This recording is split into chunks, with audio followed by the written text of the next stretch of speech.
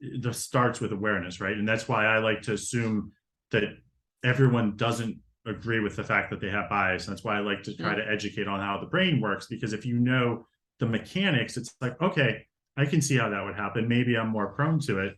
But it's about being very deliberate with your practice. So one of the things that I always talk about, two things.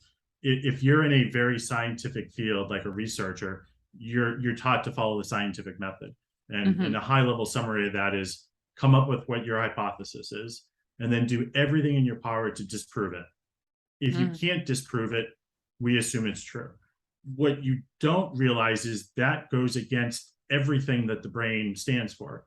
What we typically do without even thinking is, here's my opinion, let me find some data that proves it and move on. And so it's about deliberately applying the scientific method. Or, I just last night, one of my kids was doing the math homework and they didn't show their work. And I'm like, you got to show your work. And they're all like, why? I know the answer. It's the same thing we tell adults. If you get it wrong, the teacher doesn't know where you went wrong. So they can't check it.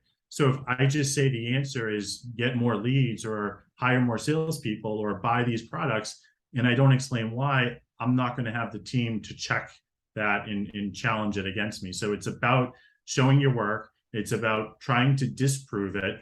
And as you mentioned before, with diversity trumping ability, it's about getting people around you that are not thinking exactly the same as you, so that you get that different perspective.